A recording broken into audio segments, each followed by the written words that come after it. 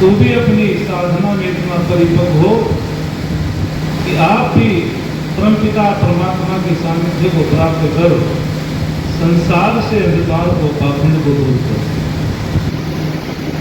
बड़ा सुंदर मंत्र आता है, हमारे आचार्य रविंद्र जी बैठे हैं, बड़े अध्ययनशील व्यक्ति हैं, कर्मजी हैं। ओम स्वस्ति पंथा मनोचरेण सूर्य चंद्र मसाविर पुनर्धनता धनता जानता संगम नहीं। मंत्र में कहा गया है कि जिस प्रकार से सूर्य चंद्रमा अपने कल्याणकारी मार्ग पे चलते रहते हैं और नियम में आबद्ध होकर के चलते हैं, कभी नियम को नहीं तोड़ते। इससे एक शंकाओं का समाधान और भी हो जाता है। ये जो संसार नियम में चल रहा है, जहां नियम होता है वहां नियमता भी होता है। बिना नियमता के नियम लागू नहीं हो सकता। जिस प्रकार से विद्यालय में अध्यापक लोग कहते हैं बच्चों को तुम्हारी परीक्षा उस तिथि से होगी और वे नियमावली बना देते हैं कि आपको उस समय आना है, उस समय आपकी छुट्टी होगी, अवकाश होगा। ठीक उसी प्रकार से जहां नियम होता है वहां नियमता होता है। ये सारा संसार नियम में चल रहा है। जितने भी नक्षत्र गण सूर्य चंद्रमा आदि हैं नियम से उदय होते हैं, नियम में चल रहे हैं।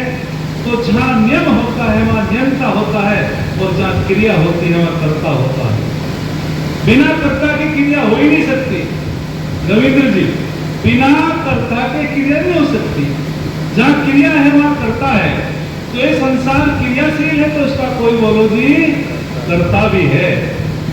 तो मंत्र कहता है कि ये सूर्य चंद्रमा अपने कल्याणकारी मार्ग पे नियम में आबद्ध होकर के चलते हैं। ये मानव, तू भी सूर्य चंद्रमा की भांति वेद के नियमों का पालन करते हुए चले बेटी आगे बढ़ते हुए जब अपने जीवन को सार्थक करेगा, वेदानुकूल करेगा, तेरा यह लोक भी सुधर जाएगा और वो लोक परलोक भी सुधर जाएगा। एक एक मंत्र हमको शिक्षा देता है और फिर कहता है कि हमें कैसे लोगों की संगति करनी चाहिए। आपने एक शब्द सुना होगा उपासना। उपासना का अर्थ होता है समीप जाना। जब किसी व्यक्ति को ठंड लगती है, शीत लगती है, तो वो किसकी उपासना करता है जी? अग्नि की। क्योंकि जिस वस्तु में जो गुण होता है वो ही देता है, जिसके पास जो कुछ होगा वही देगा। तो वो अग्नि के पास जाना। अग्नि में दो गुण होते हैं, अग्नि में प्रकाश भी होता है, अग्नि में गर्मी भी होती है और वो ठंड दूर हो जाती है। जब किसी को गर्मी लगती है तो जल की उपासना करता है। जल का जो गुण है, जल का जो धर्म है वो शीतलता है। और यदि कोई किसी जुआरी की उपासना करेगा तो जुआ खेलना सीखेगा, और किसी शराबी की उपासना करेगा, शराब पीनी सीख जाएगा, और किसी बिजनेसमैन की उपासना करेगा, उसका माइंड बिजनेस में चलेगा। चरित्रहीन की उपासना करेगा, चरित्रहीन हो जाएगा। कामुक व्यक्ति की उपासना करेगा, कामुक हो जाएगा। बुद्धिमान की उपासना करेगा, वो बुद्धिमान होगा। चरित्रवान की उपासना करेगा, उसका चरित्र उत्तम होगा। एक शब्द और सुना होगा आपने कि सुख और दुख, ये द्वंदात्मक शब्द होते हैं। जहां सुख है वहां दुख है, जहां दुख है वहां सुख है। हानि है तो लाभ भी है, लाभ है तो हानि भी है। लेकिन एक शब्द है आनंद। सुख का भी विलोम शब्द है, दुख का भी विलोम शब्द है, लेकिन आनंद का कोई विलोम शब्द नहीं। और आनंद गुण किसका है जी? परमपिता परमात्मा का। जब हम परमपिता परमात्मा की उपासना करेंगे, अच्छा आनंद किसके पास है? परमात्मा के। और हम ढूंढ कहां रहे? प्रकृति में। ये सबसे बड़ी अज्ञानता है। हम ढूंढ प्रकृति में रहे हैं और आनंद है परमपिता परमात्मा के पास। परमात्मा का सानिध्य प्राप्त करेंगे तो हमको आनंद की अनुभूति हो जाएगी, और जब आनंद की अनुभूति हो जाएगी हमारा ये मानव 14 सार्थक हो जाएगा। एक उदाहरण देकर के मैं अपनी वाणी को विराम दूंगा। देखो, आपने एक शब्द सुना होगा पूजा, एक शब्द है भजन। तो पूजा शब्द पूज सेवायाम से बना है। पूजा का अर्थ होता है सेवा करना, आवश्यकताओं की पूर्ति करना। हम ज्यादातर जब पूछते हैं, शहरों में चले जाते हैं, भाई कहाँ है डॉक्टर साहब, पूजा कर रहे हैं, किसकी? परमात्मा की। अब पर पूजा का अर्थ तो हुआ आवश्यकताओं की पूर्ति करना, किसी को देना, सेवा करना, मान ले माता पिता को भूख लगी है तो उनको भोजन की आवश्यकता है, तो मैं पूछना चाहता हूं आपसे, देखो एक तो इस्लाम धर्म और ईसाई लगभग एक से है, एक आर्य समाज और पौराणिक, वो अपने को सनातनी कहते हैं, कुआरी समाजी कहते हैं, है एक ही, लेकिन थोड़ा थोड़ा अंतर है पौराणिक पूजा पद्धति में। जो पौराणिक लोग हैं वे कहते हैं कि हम भजन कर रहे हैं या परमात्मा की पूजा कर रहे हैं। जो आर्य लोग हैं वे कहते हैं कि उपासना कर रहे हैं, क्यों जी ऐसी तो बात है। और जो ईसाई लोग हैं या मुसलमान लोग हैं, मुसलमान लोग वे कहते हैं कि हम अल्लाह की इबादत कर रहे हैं, रुकू करते हैं, सिजदा करते हैं। रामचंद्र देहलवी जी ने पूछा अल्लाह दिखता से, तो बड़ा मौलवी था, उसने रामचंद्र देहलवी ने कहा कि मौलवी साहब मैं पूछना चाहता हूं, आप जो रुकू करते हो, सजदा करते हो, इससे क्या मतलब? उन्होंने कहा जब हम सजदा करते हैं, रुकू करते हैं, घुटनों पे हाथ लगाते हैं, माथा टेकते हैं, इससे हमारा अल्लाह खुश हो जाता है। रामचंद्र देहलवी जी ने कहा, जो आर्य समाज के वरिष्ठ विद्वान थे, अच्छा जब तुम सजदा करते तो अल्लाह खुश हो जाता है, जब तुम रुकू करते तो तुम्हारा अल्लाह प्रसन्न हो जाता है, और यदि नहीं करोगे तो ना खुश हो जाएगा। क्यों जी? यदि नहीं करोगे क्या ना खुश हो जाएगा? हमारा वैदिक सिद्धांत मानता है कि परमपिता परमात्मा तो एक रस है, उसकी कोई उपासना करो या न करो, परमपिता परमात्मा पे कोई फर्क पड़ने वाला बोलो जी नहीं है, वो परिवर्तन में आने वाला नहीं है, वो तो एक रस है। तो रामचंद्र देहलवी जी ने कहा कि मैं पूछना चाहता हूं कि जब सजदा करते हो या रुकू करते हो तो आपका अल्लाह खुश हो जाता है, और नहीं करते तो नाराज हो जाता है। तो न जाने पूरी दुनिया में कितनी जगहों पर सिजदा होती होगी, तो उसमें क्षण क्षण में परिवर्तन होता रहता होगा। क्यों जी?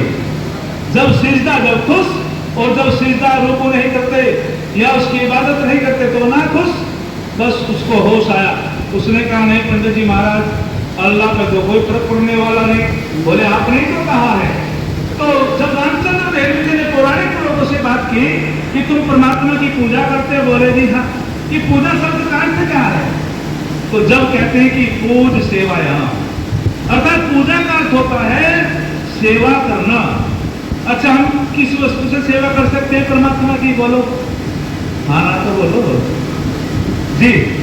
ऐसी कोई वस्तु है जो परमात्मा के पास ना और हमारे पास हो? है तो नहीं? तो हम परमात्मा की कहीं से सेवा करेंगे? वो तो भंडारों का भंडारपति है, वो तो सब पिताओं का पिता परमपिता परमात्मा, उसने सब कुछ दे रखा है और अकामा है, उसकी कोई कामना नहीं है परमात्मा की, वो तो अकामा है, परमपिता परमात्मा की कोई कामना नहीं है। तो पौराणिक लोग जो है चुप हो गए, बोले उनकी पूजा नहीं होती। और भज सेवायाम यानी कि भजन विभस्याम, इसका अर्थ क्या होता है? सेवा करना। तो थोड़ी सी बात मैं आपके बीच में बताना चाहता हूं। देखो दो चीज इस संसार में पूर्ण है, एक तो परमपिता परमात्मा भी पूर्ण है और प्रकृति भी पूर्ण है। अच्छा आप कहेंगे भाई प्रकृति पूर्ण कैसे? तो गलत कह रहे हैं। परमपिता परमात्मा ज्ञान में पूर्ण है, वो सर्वज्ञ है, उसे अपने बारे में भी पता है और हमारे बारे में भी पता है। बोलो सर्वज्ञ तभी तो है।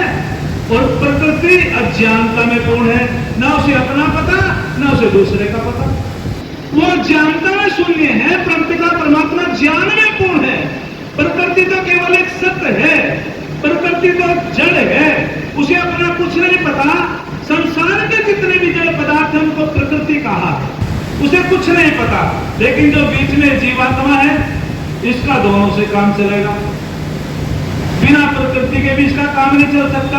और बोलो जी बिना परमपिता परमात्मा के भी इसका काम नहीं चलता। डॉक्टर नवाब जी, यदि हम केवल परमात्मा के भजन ही करते रहे और खेती ना करें, कृषि ना करें, प्रकृति से साधन ना बनाए, क्या जीवन चलेगा जी?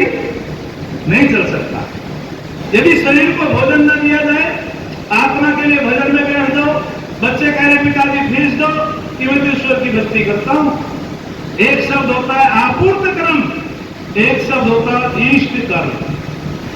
आपूर्त कर्म इष्ट कर्म।